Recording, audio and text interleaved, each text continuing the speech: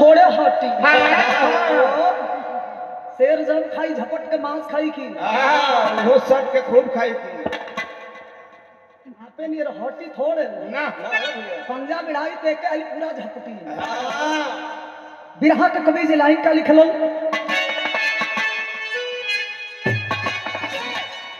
उन जवानों के लिए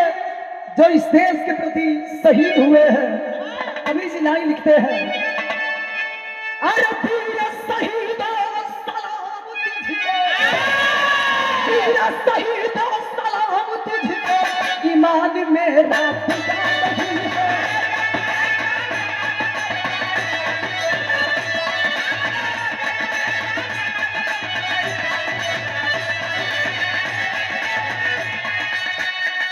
अरे वीर शहीदों सलाम तुझको ईमान मेरा खुदा नहीं है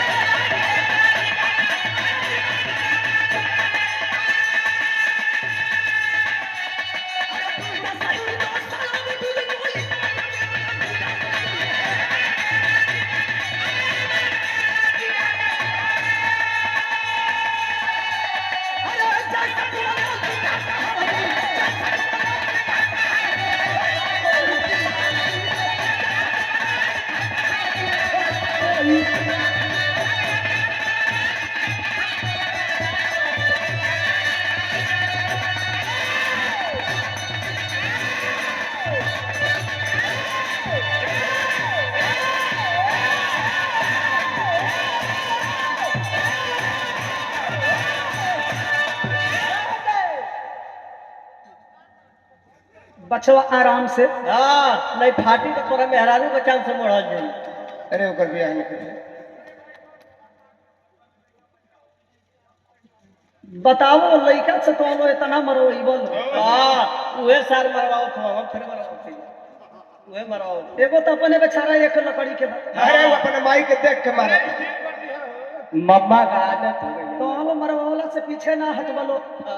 आ वहां के बानी की सटही ना दे बताओ काम कैसे बने अच्छा तोरे मम्मा का आदत हो गई बा जाए तो बचवा चिंता मत करो आराम आराम से यही जैसे विरहा की शुरुआत हो गई विरहा बात होने समय के बहादुर इको कम कर भैया ही अब और हजारों हजार रुपया दे के स्वागत के लिए बनी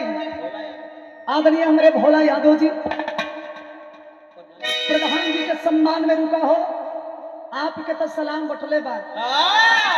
संगे संगे एडवांस में नया साल आने वाला है आपकी धर्म पत्नी आपकी वाइफ आपको मेहरारू श्रीमती सुनीता यादव और आपका नाम सुधाकर क्या जोड़ी है सुनीता सुधाकर सुनीता सुधाकर रात से कही बात सुधार सुधार का काम होई नया साल आने वाला है एडवांस में आपको हमारे तरफ से हैप्पी न्यू ईयर यही तो सब विरहा की शुरुआत हो गई ए हो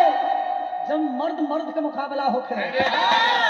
वो गरी के जमाना में लेडीज बहुत कम रहली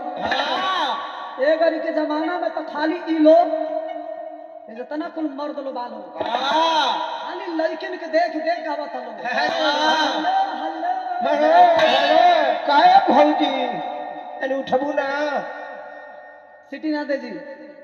जब तक ले देखी लो ना जब तक ले ताकी लो ना जब तक ले सटी लो ना सब लोग खड़े ना हुए तू बतिए फंसावे लो नहीं हो